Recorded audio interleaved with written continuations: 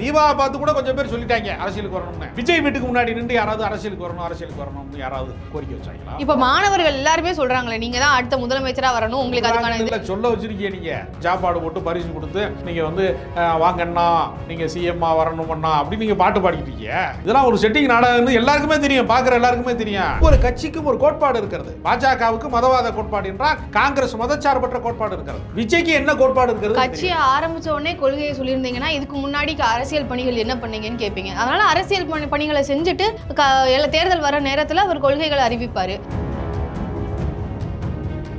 புகழின் உச்சியிலே இருக்கிற போது, புகழ்மிக்க நடிகனாக இருக்கிற போது, இவருக்கு இப்பொழுதுதான் 50 வயதாகிறது. இன்னும் ஒரு 10-15 ஆண்டு காலத்துக்கு சினிமாவிலே அவருக்கு மார்க்கெட் இருக்கும் பட்சத்தில் ஏன் அந்த தொழிலை விட்டு வர வேண்டும்? அதை விட ஆதாயகரமான தொழிலாக அரசியல் மாறிவிட்டதா? 300 கோடி ரூபாய் சம்பளம் வாங்குறவரு மக்களுக்காக பணி செய்யணும்னு சொல்லி அதை விட்டுட்டு வரேங்கிறாரு. இதை வரவேற்கணுமா? இது எதை வச்சு இதுக்காக எதுக்கு வரீங்கன்னு இதுலயும் ஒரு விமர்சனம் வச்சீங்கன்னா என்ன?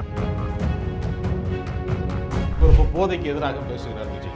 நான் வரவேற்கிறேன். நீங்கள் போதையை ஆதரித்து போதை கலாச்சாரத்திற்கான கதாநாயகனாக எத்தனை முறை நடிச்சிருக்கீங்க நீங்க? இப்ப வந்து சொல்றாரு say no to drugs, say no to temporary பிளஷர்ஸ்னு சொல்றாரு. இதை என்றையாவது நீங்கள் திரைப்படத்தில் பேசி இருக்கிறீர்களா?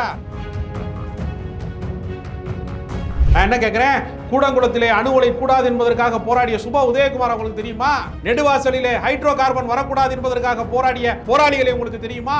பத்மினி என்கிற பெண் வந்து பாலியல் ரீதியாக வந்து வன்புணர்வு செய்யப்பட்ட போது அதற்கு எதிராக போராடி காவல்துறையினுடைய அடக்குமுறைக்கு எதிராக போராடி மிகப்பெரிய கிளர்ச்சியை உருவாக்கி இருக்கிறாங்க கே பாலகிருஷ்ணன் போன்ற தோழர்கள். அவர் உங்களுக்கு தலைவரா தெரியலையா? திருமாவளவனை தெரியலையா உங்களுக்கு? அவர் தலைவர் கிடையாதா? எத்தனையோ தலைவர்கள் தமிழ்நாட்டில் இருக்கிறான். முழுக்க முழுக்க வந்து இளைஞர் படை தான் விஜய்க்கு பின்னாடி திரண்டு கொண்டிருக்கிறான். ஒரு இளைஞர் படை தான் ஏற்கனவே சீமான் பின்னாடி இருக்கிறது. நாளைக்கு விஜய் கட்சி ஆரம்பித்தால் நாம் தமிழர் கட்சியில் இருக்கக்கூடிய பல பேர் என்ன பண்ணுவான்னா, நிர்வாகிகளை கழிச்சிட்டு பல பேர் விஜய் கட்சியில் போய் சேர்ந்துருவாங்க. சீமான் அவர்கள் விஜயினுடைய கூட்டணியை தலைமையை ஏற்றுக்கொண்டு நாங்கள் கூட்டணி சேர்க்கிறோம் அப்படி சொல்லுவாரா? சொல்லக்கூடிய வாய்ப்பு இருக்கலாமே. இது ஒரு கற்பனாவாதம். அப்படி சொல்லவே மாட்டாங்க. அப்படி சொன்னால் அந்த கட்சி கலைஞ்சிரும்.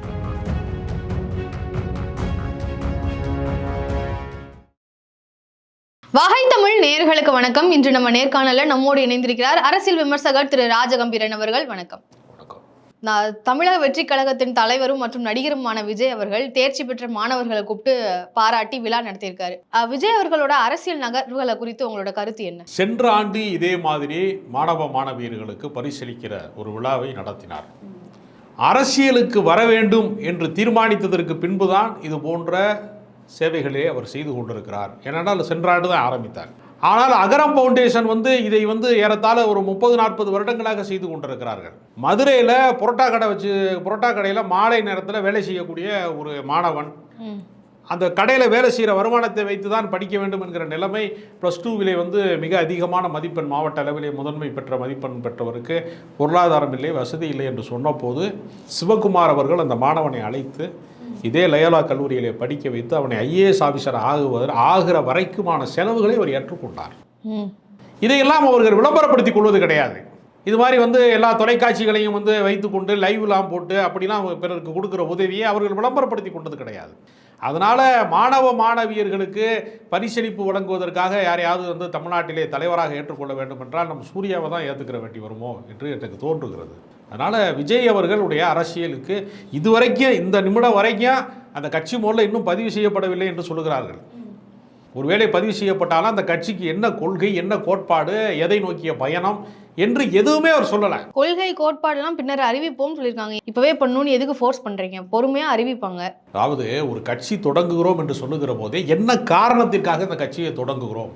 ஒவ்வொரு கட்சிக்குமே ஒரு காரணம் இருக்கிறது. இப்போ கம்யூனிஸ்ட் கட்சி இருக்கிறது என்று சொன்னால் அது பாட்டாளி வர்க்கத்தினுடைய விடுதலை, தொழிலாளர்களுடைய நலன் சார்ந்த விஷயங்களுக்காக. இந்த உலகத்திலே ஒருவன் ஏழையாக இருக்கிறான், ஒருவன் பணக்காரனாக இருக்கிறான். இந்த உலகத்திலே ஏழ்மை ஒழிகிற வரைக்கும், ஒரு தொழிலாளிக்கான உரிமை கிடைக்கிற வரைக்கும் உலகத்திலே கம்யூனிசம் என்பது பேசப்பட்டு கொண்டே இருக்கும் அல்லது செயல்பட்டு கொண்டே இருக்கும். அதே போல் திமுக தொடங்கப்பட்டது அப்படின்னா ஆதிக்கமற்ற ஒரு சமுதாயத்தை உருவாக்க வேண்டும். ஆதிக்க சாதிகளே இருக்கிறவர்களுக்கு தான் எல்லா அதிகாரமும் கல்வியும் எல்லாமே கிடைக்கிறது. பிற்படுத்தப்பட்டவனுக்கு, ஒடுக்கப்பட்டவனுக்கு, பெண்களுக்கு, சிறுபான்மை மக்களுக்கு, சாமானியர்களுக்கு அதிகாரம் சென்று சேரவில்லை என்கிற கருத்துக்காக ஆதிக்கமற்ற ஒரு சமுதாயத்தை அமைப்போம் என்பதுதான் அண்ணாவினுடைய கோட்பாடு. அப்போ ஒவ்வொரு கட்சிக்கும் ஒரு கோட்பாடு இருக்கிறது. பாஜகவுக்கு மதவாத கோட்பாடு என்றால் காங்கிரஸ் மதச்சார்பற்ற கோட்பாடு இருக்கிறது. விஜய்க்கு என்ன கோட்பாடு இருக்கிறது? கட்சியை ஆரம்பிச்ச உடனே கொள்கையை சொல்லியிருந்தீங்கன்னா இதுக்கு முன்னாடி அரசியல் பணிகள் என்ன பண்ணீங்கன்னு கேட்பீங்க. அதனால அரசியல் பணிகளை செஞ்சுட்டு தேர்தல் வர நேரத்துல அவர் கொள்கைகளை அறிவிப்பாரு. இதுல அப்படி பண்ணாலும் ஒரு கேள்வி கேட்கறீங்க, இப்படி பண்ணாலும் கேள்வினா எல்லாத்துலயும் விமர்சனம் வச்சா என்ன? எதற்கு அரசியலுக்கு வருகிறீர்கள் என்பதை மக்களுக்கு வெட்ட வெளிச்சமாக சொல்ல வேண்டும். ஏனென்றால் நீங்கள் 100 கோடி சம்பளம் வாங்குகிறீர்கள், 200 கோடி சம்பளம் வாங்குகிறீர்கள், 500 கோடி உங்கள் படங்கள் விற்பனையாகிறது, ஆயிரக்கணக்கான கோடி சொத்துக்கள் வைத்திருக்கிறீர்கள், காதல் படமாக நடித்து நீங்கள் கல்யாண மண்டபமாக கட்டி வைத்திருக்கிறீர்கள் என்று பல வகையான விமர்சனங்கள் உங்கள் மீது இருக்கிறது. புகழின் உச்சியிலே இருக்கிற போது, புகழ்மிக்க நடிகனாக இருக்கிற போது, இவருக்கு இப்பொழுதுதான் 50 வயதாகிறது, இன்னும் ஒரு 10-15 ஆண்டு காலத்துக்கு சினிமாவிலே அவருக்கு மார்க்கெட் இருக்கும் பட்சத்திலே ஏன் அந்த தொழிலை விட்டு வர வேண்டும்? அதை விட ஆதாயகரமான தொழிலாக அரசியல் மாறிவிட்டதா? 300 கோடி ரூபாய் சம்பளம் வாங்குறவரு மக்களுக்காக பணி செய்யணும்னு சொல்லி அதை விட்டுட்டு வரேங்கிறாரு. இதை வரவேற்கணுமா? இது எதை வச்சு இதுக்காக எதுக்கு வரீங்கன்னு இதுலயும் ஒரு விமர்சனம் வச்சீங்கன்னா என்ன? நாங்கள் வரவேற்கிறோம், அதுல எந்த சந்தேகம் கிடையாது. மாணவ மாணவியர்களுக்கு பரிசளித்ததை நான் வரவேற்கிறேன். ஆனால் அதையெல்லாம் இழந்துவிட்டு வரக்கூடிய அளவிற்கு விஜய் தியாகி என்பதை என்னால் நம்ப முடியவில்லை.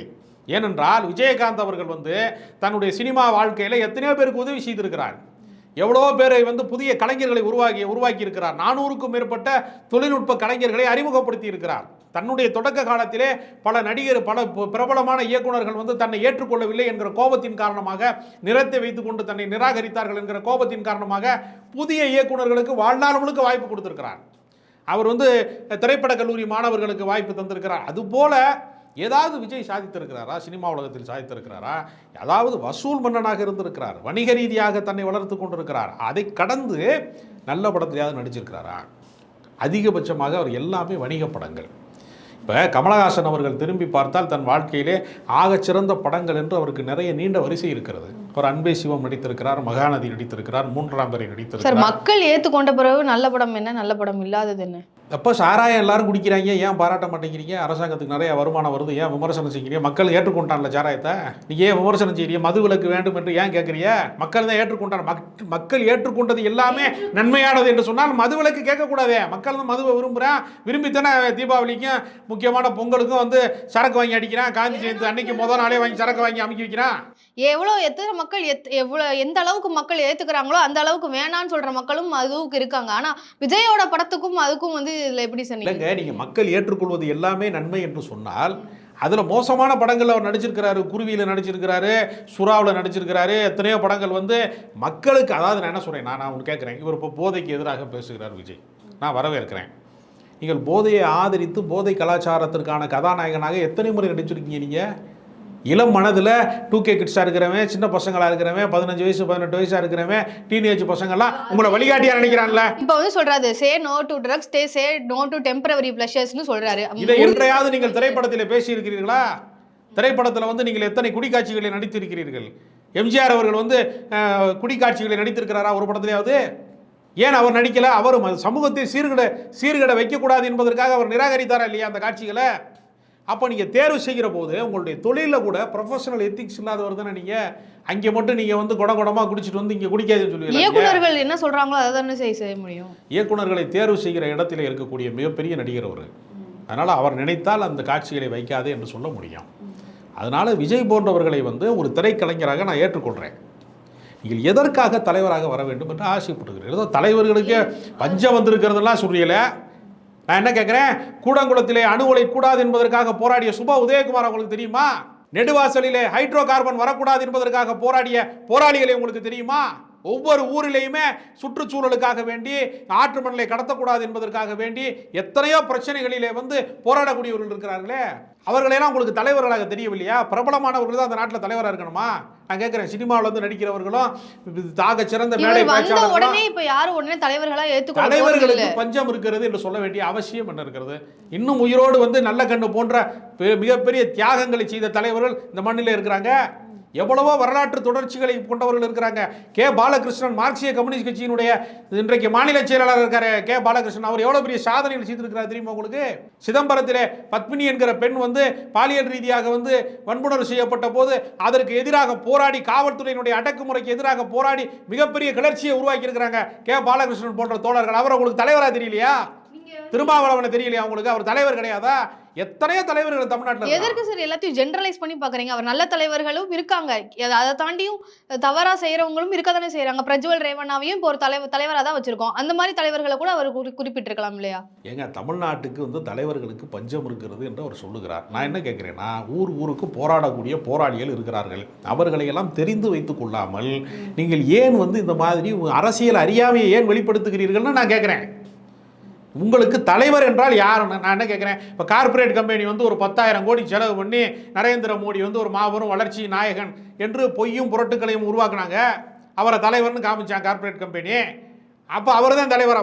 அப்போ விளம்பரத்தால் உயர்ந்தவர்களை மட்டுமே தலைவர்களாக பார்க்க. அதிகாரத்தில் யாரும் இல்லை அப்படிங்கிற மாதிரி அவர் சொல்றாரு. ஏன் அதிகாரத்தில் இருக்கக்கூடிய தலைவர்கள் யாருமே நல்லவர்களே கிடையாதாமா? இப்பொழுது நடந்து கொண்டிருக்கக்கூடிய ஆட்சியில் காலை உணவு திட்டம் கொண்டு வந்திருக்கிறாங்க. குழந்தைகள் வந்து அரசு பள்ளிக்கூடத்தில் படிக்கக்கூடிய குழந்தைகள், கூலி தொழிலாளர்கள் வீட்டு குழந்தைகள், சுமை தூக்கும் தொழிலாளர்கள் வீட்டு குழந்தைகள்லாம் சாப்பிடணுங்கிறக்காக காலை உணவு திட்டம் கொண்டு வந்திருக்காங்க. இவர் பாராட்டி இருக்கிறார். அவர் எத்தனையோ நல்ல திட்டங்கள் நடந்து கொண்டு தான் இருக்கிறது. ஒரு அரசாங்கத்தில் தவறுகள் இருப்பது மாதிரி நல்ல நன்மைகளும் நடக்கத்தானே செய்கிறது. எந்த ஆட்சியுமே 100% புனிதமான ஆட்சி கிடையாது. உலகத்தில் எல்லாரும் வியந்து பாராட்டுறாங்க காமராஜர் ஆட்சி. காமராஜர் ஆட்சி காலத்தில் தானே இந்திய எதிர்ப்பு போராட்டத்தில் மாணவர்கள் சுடப்பட்டாங்க. அப்போ அது அன்றைய மத்திய அரசினுடைய முடிவு, அது காமராஜரின் முடிவு கிடையாது. அப்போ 100% சரியான ஆட்சி என்பது எந்த காலத்திலையுமே இருந்தது கிடையாது. அந்த காலகட்டத்தில் காமராஜர் போன்றவர்கள் பள்ளிக்கூடம் திறந்தாங்க, மக்களுக்கு நன்மை செய்தாங்க. அதை நம்ம ஏற்றுக்கொள்கிறோம். அவருடைய சாதனைகளை நம்ம குறைத்து மதிப்பிட முடியாது. ஆனால் அப்பழுக்கற்ற ஆட்சி, புனிதமான ஆட்சி அப்படின்னு அவன் உலகத்தில் கிடையாது. அது ஒரு கற்பனாவாதம் தான் எல்லாத்துலேயுமே. சரி, அதை கொண்டு வருவதற்கான நிர்வாக திறன் மிக்கவராக அவர், அரசியலிலே வந்து பயிற்சி பெற்றவரா? எம்ஜிஆர் அவர்கள் எத்தனையோ படங்களில் நடித்தாலும் கூட அவர் முழுக்க அரசியல் வாழ்க்கையை வாழ்ந்திருக்கிறார். அவர் திமுகவில் இருந்திருக்கிறாரு, சட்டமன்ற உறுப்பினராக இருந்திருக்கிறாரு, திமுகவின் பொருளாளராக இருந்திருக்கிறாரு. கலைஞர் அவர்கள் முதலமைச்சராக வருவதற்கு அவர் கிங் மேக்கராக இருந்து அந்த முதலமைச்சரை தேர்வு செய்கிற இடத்துல வந்து ஒரு டீம் ஒர்க் பண்ணியிருக்கிறாரு. எத்தனையோ அரசியல் செயல்பாடுகளை கடந்து தான் ஒரு கட்டத்துக்கு மேலே தலைவராக இருக்கிறார் எம்ஜிஆர். ஆரம்ப கட்டத்திலேயே நீங்கள் முட்டுக்கட்டை இட்டீங்கன்னா எப்படி சார் அந்த பயிற்சியெல்லாம்? விஜய் வீட்டுக்கு போகிறேன், போய் வந்து நான் கதவை தட்டி நான் படம் இயக்கணும் உங்களை வச்சு அப்படின்னு கேட்டால் அவருக்கு என்னை பார்த்து என்ன கேட்பாரு? நீ என்ன படத்தில் வேலை செஞ்சுருக்க? உனக்கு சினிமா எடுக்க தெரியுமா? உனக்கு திரைக்கதைன்னா என்ன தெரியுமா? உனக்கு நீ ஏற்கனவே வெற்றி படம் கொடுத்துருக்கியான்னு உனக்கு தகுதி இருக்கான ஒரு என்னை பார்த்து கேட்பார்ல. இப்போ அதே மாதிரி பொதுமக்கள் கேட்பானா கேட்க மாட்டானா? நீங்கள் கட்சிக்கு தலைவராக வரப்போகிறீர்கள், இந்த மக்களுக்காக வரப்போறீங்கன்னா உங்களுக்கு என்ன தகுதி இருக்கிறது? ஒரு காலகட்டத்தில் விடுதலை போராட்டத்தில் வந்து ஜெயிலுக்கு போனவர் மட்டும்தான் தலைவர்கள் ஆனாங்க. ஒவ்வொரு காலகட்டத்திலையும் வேறு வேறு தியாகங்கள் செஞ்சுருக்கிறாங்க. மொழி போராட்டத்தில் உயிர் தியாகம் பண்ணியிருக்காங்க. தமிழ்நாட்டில் இந்திய எதிர்ப்பு போராட்டத்தில் 65 மாணவர்கள் சுட்டு கொலை செய்யப்பட்டிருக்கான். உயிர் தியாகம் பண்ணி தான் அந்த இடத்துக்கு வந்து திமுக ஆட்சி மாற்றம் ஏற்பட்டுச்சு. திடீர்னு அது பல பேர் தியாகத்தால் தான் ஒரு கட்சி வந்து அந்த உயரத்துக்கு வர முடியும். திடீரென்று நான் ஒரு நாள் வந்து நான் வந்து தலைவராக வர்றேன், என்னை எல்லாரும் ஏற்றுக்கொள்ளுங்கள் அப்படின்னா உலகம் ஏற்றுக்கொள்ளுமா உங்களை? உங்களுக்கு என்ன செயல்பாடு? உங்களுக்கு கடந்த கால வரலாறு என்ன? நீங்கள் வந்து சினிமாவுக்கு வந்து 30 வருடங்கள் ஆகிவிட்டது. 30 வருடங்களில் நீங்கள் என்ன சமூக பிரச்சனைகளுக்காக நீங்கள் குரல் கொடுத்தீர்கள்? எந்த போராட்டத்துக்கு நீங்கள் களத்துக்கு வந்திருக்கீங்க? உங்களுடைய கடந்த கால வரலாறு என்ன என்று நான் என்ன கேட்குறேன். இப்போ பிரகாஷ் ராஜ் இருக்கிறாரு, அரசாங்கத்துக்கு எதிராக பேசுகிறாரு, அரசின் திட்டங்களை விமர்சிக்கிறாரு. அது போன்ற துணிச்சலோடு ஒரு நாள் விஜய் பேசியிருக்காரு. சிஏஏக்கு வந்து எதிர்ப்பு தெரிவிச்சிருக்காரு, நீட் எக்ஸாமுக்கு பற்றி சொல்லியிருக்காரு, எல்லாமே இருக்குல்ல சார். அதாவது நீட் எக்ஸாமிலே பாதிக்கப்பட்ட அனிதா வீட்டுக்கு போய் ஒரு பணத்தை கொடுத்து அவர்களை பார்த்து விட்டு வருவது என்பது வேறு. தூத்துக்குடியில் துப்பாக்கி சூட்டிலே உயிரிழந்த ஒரு குடும்பத்துக்கு போய் உதவி செஞ்சுட்டு வர்றது என்பது வேறு. இந்த துப்பாக்கி சூட்டுக்கு காரணமான, தூத்துக்குடி துப்பாக்கி சூட்டுக்கு காரணமான நிறுவனம் எது? அதிகார அமைப்பு எது? எதற்காக அவர்கள் வந்து பொதுமக்களை குறிவார்த்து சுடுகிறார்கள்? கார்ப்பரேட் நிறுவனங்களுக்கு எதற்காக இந்த அரசாங்கங்கள் ஒத்துழைக்கிறது என்கிற அரசியலை பேசுவது என்பது வேறு. யாருக்காக அவர்கள் வேலை செய்தார்கள்? அவன் அடியாளு தானே. போலீஸ்காரங்கிறவன் ஒருத்தரை பார்த்து சுடுறான்னா தனிப்பட்ட பகை கிடையாது, அது அரசினுடைய உத்தரவு. அவன் அரசாங்கம் கட்டளை போடுது, அவன் சுடுறான். அப்போ மத்திய அரசாங்கம் ஏன் இதற்கு பின்னால் இருந்தது, இதற்கு பின்னால் இருக்கக்கூடியது என்ன காரணத்திற்காக அவர்கள் இதை செய்தார்கள் என்று சொல்வதை ஒரு அரசு பயங்கரவாதத்திற்கு எதிராக குரல் கொடுக்கிற போது அவருடைய கருத்துக்கள் எல்லாமே பெருசா விமர்சனங்கள் எதெல்லாம் எதுக்கு வராதோ அதை தான் பேசுறாரு. ஆமா, அதுல என்ன சந்தேகம்? நீங்கள் கோழைத்தனமாக ரொம்ப பவ்யமாக, நான் என்ன சொல்றேன், இப்ப நீட் தேர்வை குறித்து நீங்கள் மாணவர்களுக்கு மத்தியில் ஏன் உரையாடவே இல்லை? நீங்கள் மாணவர்களுக்கு மத்தியில் அரசியல் பேசக்கூடாது என்று நீங்களே சொல்றீங்க. சொல்லிட்டு அண்ணா வாங்கண்ணா வாங்கண்ணா முதலமைச்சரா வாங்கண்ணான்னு ஒருத்த பாட்டு பாடும்போது நீங்க என்ன சொல்றீங்க? அவரை பார்த்த ஒரு நிகழ்ச்சியில ஏன் அதை அனுமதிக்கிறீர்கள் நீங்க? சார் அனுமதிக்கல, அதற்கான விழா இல்லை நீங்க தானே சொன்னீங்க. அப்ப ஏன் அனுமதிக்கிறீங்க? அப்ப உங்களை ஒருத்தர் முதலமைச்சர் சொன்னா உங்களுக்கு குளுகுளுன்னு இருக்கா? குளிர்ச்சியா இருக்காது? வந்தவங்களை அதை அனுமதிக்கலனாலும் இப்படி இல்ல, இது கல்வி விழா, இதெல்லாம் வேண்டாமா, நம்ம வந்து நன்றி வணக்கம் சொன்னா போக போறாங்க, என்ன பண்ண போறாங்க? நான் ஒன்றும் அவர்களை வந்து கழுத்தை பிடித்து தள்ளி வெளியே ஏன் தள்ளலைன்னு நான் கேட்கல. ஏன் அனுமதிக்கிறீர்கள்? அதற்கான அவங்க ட்ரைனிங் எடுத்து பாட்டு பாடுறதை பயிற்சி பெற்று ப்ராக்டிஸ் பண்ணிட்டு தான் அவர் வந்திருப்பாங்க. திடீர்னு வந்த இடத்துல பாடிடுவாங்களா? சங்கீத வித்வான்களா வந்தவங்களாம்? ஸ்ரேயா கோஷலா வந்திருக்காங்க, இல்லை சித் ஸ்ரீராம் வந்தாரா? திடீர்னு பாட முடியுமா அவங்களாம்? எல்லாமே முன் திட்டமிடல் தானே. இத்தனை மணி நேரம் பேச வேண்டும், இவ்வளவு நேரம் நிற்க வேண்டும், இந்த இடத்துல இருந்து இப்படி வர வேண்டாம், வலது பக்கம் வரணும், இப்படி இடது பக்கம் போகணும், எல்லாமே ப்ரீ பிளான் தானே. அது டிராமா தானே, மேடை நாடகம் தானே அது. அப்போ விஜய் அவர்களே எழுதி கொடுத்து இந்த மாதிரி பாடுங்கன்னு சொன்னாருன்னு சொல்ல வரீங்களா? எழுதி கொடுக்கலங்க, பாடுவதற்கு அனுமதித்ததற்கு பின்னால் அவர்களுக்கு தெரியாதுன்னு நம்ம சொல்ல முடியாது. பாடுவாங்கன்னு அவருக்கு எப்படி சார் தெரியும்? அவங்களுக்கு எப்படி தெரியும்? அவ்வளவு விவரம் இல்லாமலாம் அவர் இருக்க மாட்டாரு. அவர் எத்தனை சினிமாக்கள்ல நடிச்சிருக்கிறாரு, எத்தனை சீன்கள் வந்து உருவாக்கும் போது கூட வந்து ஒர்க் பண்ணியிருக்கிறாரு, அவருக்கு தெரியாது அதெல்லாம். அப்ப இது எல்லாமே வெறும் பட காட்சிகள் மாதிரி எடுக்கப்பட்ட ஒரு செட்டப் பண்ணப்பட்டதுன்னு சொல்றீங்க. விஜய் அவர்கள் உதவி செய்ததை நான் வரவேற்கிறேன். நீங்க அதையுமே வந்து விமர்சனம் பண்ணதானே செய்றீங்க. சூர்யா அவர்கள் கூட தான் பண்ணியிருக்காருன்னு சொல்றீங்க. ஆமா, இவர் லேட்டா பண்றாருல. இவர் எத்தனை வருஷமா சம்பாதிக்கிறாரு? இப்பதானே 2 வருஷமா தானே அரசியல் கட்சி ஆரம்பிக்கணும்னு ஒரு முடிவெடுத்த பின்னாடி தானே உதவுறாரு. மறைமுகமா இவரும் செஞ்சிருக்கலாம் சார். அது எப்படி நீங்க இவர் செய்யவே இல்லைன்னு சொல்லுவீங்க? இப்ப ஏன் இப்ப வெளிப்படையா செய்றீங்க? முன்னாடி மறைமுகமா செஞ்சது உண்மையா இருந்தா இப்ப வெளிப்படையா செய்யறது காரணம் அப்ப உங்க நீங்க விளம்பரப்படுத்தி கொடுக்குறீங்களா? மாணவர்கள் இந்த மாதிரி ஒரு விழா நடத்தும் போது இன்னும் மேற்பட்ட இன்னும் வரக்கூடிய மாணவர்களுக்கு ஒரு மோட்டிவேஷனா இருக்கும்னு நினைச்சு கூட செய்யலாம். அதை நான் வந்து குற்றம் சுமத்தல. அவர் மாணவர்களுக்கு பரிசளிப்பதையோ மோட்டிவேஷன் பண்ணுவதையோ நான் வரவேற்கிறேன். ஆனால் அரசியல் ரீதியாக நீங்கள் இந்த நாட்டுக்கு தலைவர்களே இல்லை என்று சொல்வதையோ, நான் வந்து தான் அந்த இடத்தை நிரப்ப போறேன் என்று சொல்வதையோ, நான் ஒரே ஒரு கேள்வி கேட்கிறேன். தீபா வீட்டுக்கு முன்னாடி போய் ஜெயலலிதா மறைந்ததற்கு பின்பு ஜெயலலிதா சாயல்ல இருக்கிறாங்கங்கிற ஒரே ஒரு காரணத்துக்காக தீபா வீட்டு வாசல்ல போய் நின்று நீங்க அரசியலுக்கு வரணும் அப்படின்னு சொல்லி கொஞ்சம் பேர் சொன்னாங்கல்ல. அவங்கெல்லாம் இப்போ தமிழ்நாட்டில் எங்கே இருக்கிறாங்கன்னு தெரியல. அவங்களெல்லாம் நான் தேடிக்கிட்டு இருக்கேன். அந்த டி நகருடைய அந்த தீபா வீட்டு வாசலில் நின்று நீங்கள் அரசியலுக்கு வரணும், நீங்கள் தான் வந்து காப்பாற்றணும் அப்படின்னு சொன்னாங்க. அந்த அம்மா என்ன பண்ணுச்சு? போயஸ் கார்டனில் இருக்கிற வீடு ஆட்டையை போடுறதுக்கு பிளான் போட்டுச்சு. கரெக்டாக கோர்ட்டில் வந்து நான் தான் ரத்தம் வந்தோம், எனக்கு தான் சொந்தம்னு சொல்லிச்சு. கோர்ட்டில் கொடுத்துட்டாங்க. அதை இப்போ வீட்டை வாங்கிட்டு நிம்மதியாக இருக்காது. அப்போ அது அரசியலுக்கு வரணும்னு அதை தீபாவை பார்த்து கூட கொஞ்சம் பேர் சொல்லிட்டாங்க அரசியலுக்கு வரணும்னு. விஜய் வீட்டுக்கு முன்னாடி நின்று யாராவது அரசியலுக்கு வரணும்னு யாராவது கோரிக்கை வச்சாங்களா? இப்ப மாணவர்கள் எல்லாருமே சொல்றாங்களே நீங்க தான் அடுத்த முதலமைச்சரா வரணும், உங்களுக்கு அதுக்கான இல்ல சொல்ல வச்சிருக்கீங்க. நீங்க என்ன சொல்றாங்க? நீங்க பரிசு கொடுத்து சொல்ல வச்சிருக்கீங்க. நீங்க சாப்பாடு போட்டு பரிசு கொடுத்து நீங்க வந்து வாங்கண்ணா நீங்க சிஎம்மா வரணுமண்ணா அப்படி நீங்க பாட்டு பாடிக்கிட்டு இருக்கீங்க. இதெல்லாம் ஒரு செட்டிங் நாடகம்னு எல்லாருக்குமே தெரியும், பார்க்குற எல்லாருக்குமே தெரியும். ஆனால் தமிழ்நாட்டில் ஏதோ தலைவர்களே இல்லை அப்படிங்கிறது எவ்வளோ பெரிய அபத்தமான விஷயம். எவ்வளோ பெரிய கல்வியாளர்கள் சிந்தனையாளர்கள் பின்பற்றுவதற்கு ஆள் இல்லை. நான் என்ன கேட்குறேன், எல்லாரும் சொல்கிறான்ல ஊழலை ஒழிக்கணுங்கிறான், அதை ஒழிக்கணும்லாம் சொல்கிறான்ல, சாதியை ஒழிக்கணும்னு எவ்வளோ சொல்கிறானா? ஏன் சொல்ல மாட்டேங்கிறான்? ஒரு தலைவன் கூட சொல்ல மாட்டேங்கிறான். விஜய் சொல்லிடுவாரா? நீட்டை ஒழிக்கணுங்கிறதுக்கு சொல்லியிருக்காரு சார். முழுக்க நீட் பிரச்சனை எதிரொலித்துக் கொண்டிருக்கிற இந்த காலகட்டத்தில் அதற்கு ஆதரவாக ஏன் ஒரு மாணவர்களுக்கு மத்தியில் அவர் பேசல? அது மாணவர் பிரச்சனை தானே, அது அரசியல் பிரச்சனை கூட கிடையாது, மாணவருடைய பிரச்சனை தான் அது. ஏன் சொல்லலை? ஏன் இவ்வளவு தைரிய குறைவாக இருக்கிற, இவ்வளவு தன்னம்பிக்கை குறைவாக இருந்துக்கிட்டு ரொம்ப பவ்யமாக நான் பாம்பையும் அடிக்கணும் தடியும் உடையக்கூடாதுன்ற மாதிரி யாருக்கும் எந்த பாதிப்பும் இல்லாமல் எப்படி ஒரு சார் அவர் அரசியல் கட்சிகளை பற்றி விமர்சனம் செய்ய மாட்டேன் அப்படின்னு அந்த இது அதுக்கான மேடை இல்லைன்னு சொல்லி ஆரம்பத்திலே சொல்லிட்டாரு. நீட் எடுத்தாலும் அது அரசியல் விமர்சனமாக தான் போய் சேரும்.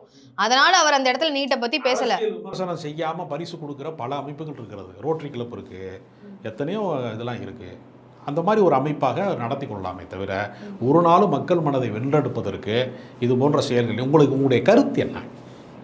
யாருக்கான ஆள்? எதற்காக நீங்கள் அரசியலுக்கு வருகிறீர்கள்? இவ்வளவு கோடிக்கணக்கான சம்பளத்தை விட்டு வரக்கூடிய அளவிற்கு நீங்கள் பெரிய தியாகியா இருப்பாரு சார். நீங்க எப்படி அது இல்லைன்னு நீங்களே முடிவெடுத்து தியாகியா இருப்பதற்கு வாய்ப்பு இல்லைங்கிறத உண்மை. நான் தான் சொல்றேனே, அவர் நல்ல சினிமாவிலே நடிச்சது கிடையாது. முதல்ல வணிக சினிமாவை தாண்டி நல்ல சினிமா நடிச்சது கிடையாது. தன்னுடைய ப்ரொஃபஷனலில் கூட அவர் வந்து யாருக்கும் விட்டு கொடுத்தது கிடையாது. அதனால் இது ஒரு உள்நோக்கம் உடையது. அவர் யாரின் பக்கம் நிற்கப் போகிறார் என்கிற கேள்வியை அவர் இந்த உலகத்துக்கு சொல்லாமல் அவர் அரசியலிலே வெல்ல முடியாது. நான் என்ன சொல்கிறேன்னா, சினிமா நடிகன் திரையில் பார்த்த நட்சத்திரத்தை தரையில் பார்க்கிற போது ஒரு கூட்டம் வரும். விஜயகாந்த் உள்ளே வந்து இறங்கினாரு, எல்லா இடத்துலையும் கூட்டம் பெருங்கூட்டம் வந்துச்சு. முருகதாஸ் கல்யாணத்துக்கு போனப்போ எல்லா பக்கமும் ரோடு ஸ்தம்பிச்சிச்சு. அந்த பார்த்து மக்கள் இவ்வளோ பேர் நமக்கு இருக்கிறான்னு சொல்லி தான் அவர் கட்சி ஆரம்பித்தார். கட்சி ஆரம்பித்து என்ன பண்ணார்? அவருக்கு ஒரு சில எம்எல்ஏ சீட்டு ஜெயிச்சாரு. எதிர்கட்சி தலைவரா அதிமுகவோட சேரும்போது கூட்டணி சேரும்போது தான் வந்தார். அவர் ஒன்றும் எதிர்கட்சி தலைவராக நேரடியாக மக்களால் தேர்ந்தெடுக்கப்படலை. இப்போ அவர் வந்து அதிமுகவோடு கூட்டணி வைத்ததுனால எதிர்கட்சி தலைவரானார். 100 நாள் கூட அந்த கூட்டணி நீடிக்கலை. அதற்கு பின்பு அதிமுகவோடு முரண்பட்டதற்கு பின்பு அவரால் தனித்து நின்று மக்கள் நல கூட்டணியிலே இவர்தான் முதலமைச்சர் வேட்பாளர் என்று அறிவித்த போது கூட அவர் சட்டமன்ற உறுப்பினராக கூட அவரால் வெற்றி பெற முடியலை. அதனால் சினிமா நடிகனுக்கான கவர்ச்சி என்பது ஒரே ஒரு முறை ஸ்க்ரீனில் பார்த்தா அந்த மூஞ்சியை நேரில் பார்க்கறதுக்கு ஆவலாக இருப்பார்கள்.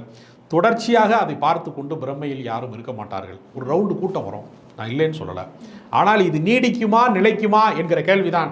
மிகப்பெரிய சூப்பர் ஸ்டாராக வந்து தெலுங்குல இருந்த சிரஞ்சீவி அவர்களால் கட்சி நடத்த முடியலன்னு காங்கிரஸ் கட்சியில் கொண்டு அதே இதுல தான் பவன் கல்யாண் அவர்கள் 10 ஆண்டுகள் அவர்களுக்கு கோட்பாடு இருந்தால் தான் வெல்ல முடியும். பவன் கல்யாணா இருந்தாலும் யாரா இருந்தாலும். ஏன்னா தமிழ்நாட்டிலேயே மிகப்பெரிய சினிமா நட்சத்திரமாக இருந்த கமலஹாசனால வெல்ல முடியல, நடிகர் திலகம் சிவாஜி கணேசனால அரசியலில் வெல்ல முடியல.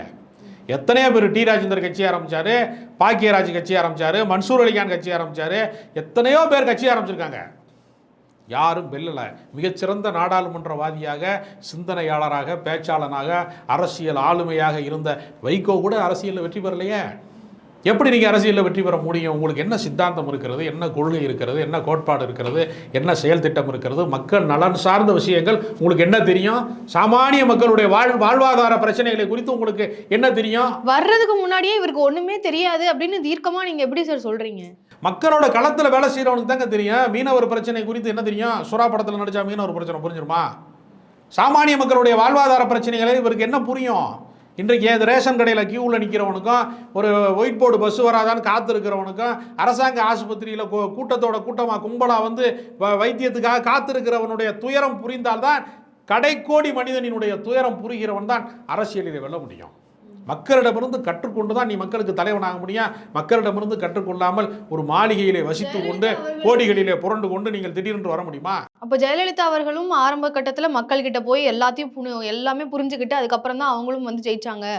ஏற்கனவே அதிமுக என்கிற ஒரு பிரம்மாண்டமான ஒரு அரசியல் கட்சியை நிறுவி வெற்றி பெற்று முதலமைச்சராக இருந்து ஒரு ஏற்கனவே கட்டப்பட்ட பங்களாவுக்கு குடி போனது மாதிரி தான் ஜெயலலிதா போனாங்க. அதிமுகவை ஜெயலலிதா உருவாக்கவில்லை. ஏற்கனவே உருவாக்கப்பட்ட கட்சிக்கு அவங்க தலைவராக போனாங்க. கட்டி முடித்த வீட்டுக்கு வந்து நீங்கள் வந்து கொடுத்துட போகிறது மாதிரி, அது குடி போகிறது மாதிரி தான் அது. ஆனால் இது அப்படி இல்லையே, நீங்களே கட்சியை உருவாக்க வேண்டும். நீங்கள் யோசிச்சு பாருங்களேன், தந்தை பெரியார் ஒரு தத்துவத்தை சொன்னார்.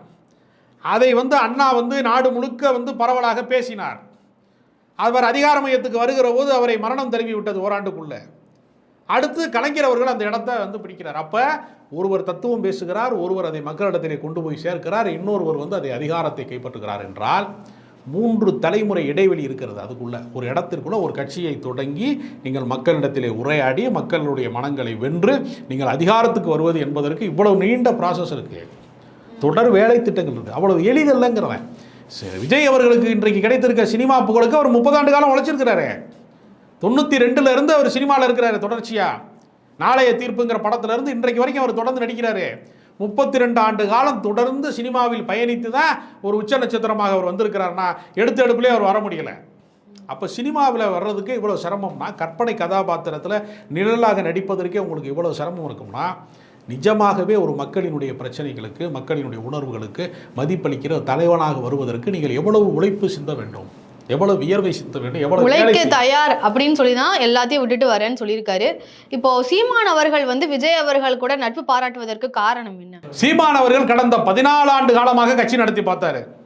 எத்தனையோ மேடைகளில் கத்துனாரு, தனித்துவமிக்க கட்சி நாங்கள் தான் அப்படிலாம் சொன்னாரு. இன்றைக்கு அவருக்கு வேற வழியே இல்லை. அவர் விக்கிரவாண்டியில் நின்று அதிமுக கூட்டணி எனக்கு ஆதரவு கொடுங்க, தேமுதிக ஆதரவு கொடுங்கன்னு சொல்லிட்டு தம்பி விஜயை வரவேற்கிறேங்கிறாரு. நான் எனக்கு என்ன புரியலைன்னா, இன்றைக்கு இருக்கக்கூடிய இளைய தலைமுறையில் இருக்கக்கூடியவர்கள் முழுக்க வந்து இளைஞர் படை தான் விஜய்க்கு பின்னாடி திரண்டு கொண்டிருக்கிறான். ஒரு இளைஞர் படை தான் ஏற்கனவே சீமான் பின்னாடி இருக்கிறது. நாளைக்கு விஜய் கட்சி ஆரம்பித்தால் நாம் தமிழர் கட்சியில் இருக்கக்கூடிய பல பேர் என்ன பண்ணுவான்னா, நிர்வாகிகளை கழிச்சிட்டு பல பேர் விஜய் கட்சியில் போய் சேர்ந்துருவாங்க. ஏனென்றால் வைகோ கட்சி ஆரம்பித்து உலா வந்த போது, மிகப்பெரிய பிரம்மாண்டமான செல்வாக்கு அவருக்கு மக்கள் செல்வாக்கு இருந்த போது, ரஜினிகாந்த் கட்சி ஆரம்பிக்க போகிறார் என்று சொன்னோன்னா அந்த கூட்டம் கலைந்து விட்டார். ரஜினிகாந்த் எப்பொழுதுமே என்ன செய்வார்னா, சீவனை முடிய உள்ள கோதி விட்டு கலைச்சி விடுவார். அதே போல் மதிமுகவை வந்து ரஜினிகாந்த் கலைச்சிட்டாரு. இதே போன்ற ஒரு நிலைமை தான் 2 பேருக்கு இளைஞர்கள் என்று வருகிற போது விஜய்க்கு பின்னால் கூடுகிற கூட்டத்தை பார்த்து நாம் தமிழர் கட்சிக்காரன் அங்கிட்டு போயிடுவான். இவங்க 2 பேரும் ஒருவேளை கூட்டணி வச்சுட்டாங்கன்னா யார் முதலமைச்சர்? முதலமைச்சர் அது அவங்களுக்குள்ள முடிவு செய்வாங்க. அதைத்தான் நானும் சொல்ல வரேன். சீமான் தன்னை முதலமைச்சர் வேட்பாளராக கருதி கொள்கிறார், விஜய் தன்னை முதலமைச்சர் வேட்பாளராக கருதி கொள்கிறார், எடப்பாடி பழனிசாமி தன்னை முதலமைச்சர் வேட்பாளர் என்று கருதி கொள்கிறார், அன்புமணி ராமதாஸ் தன்னை முதலமைச்சர் வேட்பாளர் கருதி. இவ்வளவு முதலமைச்சர்களுக்கு நடுவில் எப்படி வர முடியும்? இப்போ விஜய் வந்து என்னுடைய தலைவர், அவருடைய தலைமையை நான் ஏற்கிறேன். இப்போ ஸ்டாலின் அவர்கள் தலைமையில் ஒரு கூட்டணி இருக்கிறது. அந்த கூட்டணியிலே காங்கிரஸ் கட்சி இருக்கிறது, விடுதலை சிறுத்தைகள் கட்சி இருக்கிறது, இந்திய கம்யூனிஸ்ட் கட்சி இருக்கிறது, மார்க்சிய கம்யூனிஸ்ட் கட்சி இருக்கிறது. எல்லாரும் தகுதிமிக்க தலைவர்கள். திருமாவளவன் இந்த தமிழ்நாட்டுக்கு முதலமைச்சராக வருவதற்கான எல்லா தகுதியும் உடையவர். நான் தான் முதலமைச்சர் வேட்பாளர் அப்படின்னு அவர் சொல்லலை. அவர் திமுகவினுடைய கூட்டணியை ஏற்றுக்கொண்டு அவர் வேலை செய்கிறார். அது மாதிரி சீமானவர்கள் விஜயினுடைய கூட்டணியை தலைமையை ஏற்றுக்கொண்டு நாங்கள் கூட்டணி சேர்க்கிறோம் அப்படின்னு சொல்லுவாரா? சொல்லக்கூடிய வாய்ப்பு இருக்கலாமே. இது ஒரு கற்பனாவாதம். அப்படி சொல்லவே மாட்டாங்க. அப்படி சொன்னால் அந்த கட்சி கலைஞ்சிரும். முழுக்க முழுக்க நாம் தமிழர் கட்சி சீமானை மையமாக வைத்து தான் அந்த அரசியல் நடந்து கொண்டிருக்கிறது. அவர் இன்னொருத்தரோட கூட்டணி சேர்வதன் மூலமாக தன்னை டம்மி பீஸாக மாற்றிட்டார்னா இந்த தனித்துவமான அரசியல், நாங்கள் தான் வந்து மண்டியிடாத மானம் வீழ்ந்து விடாத வீரம் என்று சொன்னதெல்லாம் வீணா போகும். அப்போ நாம் தமிழர் கட்சி கூட்டணியும் நாம் தமிழர் கட்சியும் தமிழக வெற்றி கழகமும் கூட்டணியை பார்த்து பயம், அதுக்கு தான் இவ்வளோ விமர்சனமா சார்? பயம்லாம் இல்லை. ஒருத்தர் கட்சியே ஆரம்பிக்கலை, கொள்கை என்னன்னு சொல்லலை. இப்போ தான் 14 வருஷம் கழிச்சு 8% வாங்கியிருக்கிறார். ஒரு சட்டமன்ற உறுப்பினர் கிடையாது, ஒரு நாடாளுமன்ற உறுப்பினர் கிடையாது, கவுன்சிலர் கிடையாது, நகராட்சி தலைவர் கிடையாது. ஒரு அதிகாரத்தையும் அடைய முடியாத நிலையிலே முச்சந்தியில் நிற்கிது நாம் தமிழர் கட்சி. விஜய் வந்து நம்மளை காப்பாற்ற மாட்டாரா, எடப்பாடி கூட்டணிக்கு வர மாட்டாரா, ஏன் தேமுதிக நமக்கு ஆதரவு அளிக்காதா என்று முச்சந்தியில் நின்று கதறி கொண்டிருக்கிறார்கள். அதனால் இவர்களை பார்த்து யார் பயப்பட போகிறாங்க? திமுக ஆளுங்கட்சியாக இருக்கிறது, அதிகார பீடத்தில் இருக்கிறார்கள், இவர்கள் முச்சந்தியில் இருக்கிறார்கள். எனவே இவர்களை பார்த்து அவர்கள் பயப்படுகிறார் என்று சொல்வதெல்லாம் ஒரு வேடிக்கையான விஷயம்தான். அப்படி ஒன்று கிடையாது. விக்கிரவாண்டி தேர்தலோட இடைத்தேர்தலில் சீமான் அவர்கள் வந்து கட்சிகளோட ஆதரவை கேட்கும்போது நம்ம எல்லாரோட எதிரியுமே வந்து திமுக தான் அப்படின்னு சொல்றாரு. இப்போ விஜய் அவர்களோட என்ட்ரியும் பார்க்குறப்போ இவங்க எல்லாரோட முக்கிய எதிரி வந்து திமுக அப்படின்னு நினைச்சுதான் எல்லாருமே அரசியல் செய்ய வராங்களா? அதாவது திமுகவிற்கு சம பலம் கொண்ட கட்சியாக அதிமுக இருந்தது. இன்றைக்கு அதிமுக பிளவுபட்டு பல அணிகளாக மாறி அவர்கள் வந்து பலவீனப்பட்டு கிடக்கிற இந்த நிலையிலே திமுகவினுடைய எதிர்ப்பு அரசியலை கூர்திட்டுவதற்கு நாம் தமிழர் கட்சியோ பாஜகவோ அல்லது வந்து நாளைக்கு அரசியல் கட்சி தொடங்கி வரப்போறதாக சொல்லி கொண்டிருக்கிற விஜய் அவர்களோ எல்லாருடைய இலக்கும் இந்த 2வது இடத்தை கைப்பற்றுவதுதான். அதிமுகவினுடைய இடத்தை கைப்பற்ற வேண்டும் என்பதுதான் இவர்களுடைய திட்டம். அதனால சம பலம் கொண்டவர்களாக இன்றைக்கு அதிமுக இல்லாத இடத்திலே அதைத்தான் அவர்கள் வெற்றிடம் என்றும் தலைவர்களுக்கு பஞ்சம் நேர்ந்து விட்டது என்றும் சொல்லுகிறார்கள். ஏனென்றால் இப்பொழுது கலைஞர் உயிரோடு இல்லை, ஜெயலலிதா உயிரோடு இல்லை. கடைசியாக இன்றைக்கு வந்து ஒரு மூத்த தலைவராக ஸ்டாலின் மட்டும்தான் இருக்கிறார். ஸ்டாலினுக்கு அடுத்த தலைமுறை என்று வருகிற போது உதயநிதி, அண்ணாமலை போன்றவர்கள், சீமான் போன்றவர்கள் தான் தலைவர்களாக இருக்கிறார்கள் என்கிற போது ஒரு ஒட்டுமொத்த தமிழகமும் ஏற்றுக்கொள்ளக்கூடிய வலிமை மிக்க இன்னொரு தலைமை தேவைப்படுகிறது என்கிற ஒரு கணக்கை வைத்துக்கொண்டு தான் இந்த 2வது இடத்திற்கு முயற்சிக்கிறார்கள். எனவே இவர்கள் எல்லாரும் ஒன்று கூடுவது என்பது சாத்தியமில்லை. எல்லாருமே தனித்தனியாக நின்று தங்கள் வலிமையை நிரூபிப்பதற்கு தான் அதிமுக முயற்சி செய்யும். நாம் தமிழர் கட்சி தன்னை தனித்துவமான கட்சி என்று சொல்லுவதனால அவங்களும் கூட்டணி சேருவது என்பது சாத்தியம் ரொம்ப குறைவு. அதை மீறி சேர்ந்தாலும் அவர்கள் அதிமுகவோடு சேருவதற்கான சாத்தியம் அதிகமாக இருக்கிறது. விஜய் வந்து முதல் கட்டமாக யாரோடும் கூட்டணி போக மாட்டார். தன்னுடைய வலிமை என்ன, வாக்கு சதவீதம் என்ன என்பதை நிரூபிப்பதற்காக தனக்கு பின்னால் திரண்டிருக்கிற இளைஞர் படையை வந்து மிகப்பெரிய எழுச்சி மிக்க ஒரு கூட்டத்தை காட்டுவதற்காகத்தான் அவர் முயற்சி செய்வாரே தவிர எடுத்தெடுப்பிலேயே விஜய் அவர்கள் கூட்டணிக்கு போக மாட்டார்.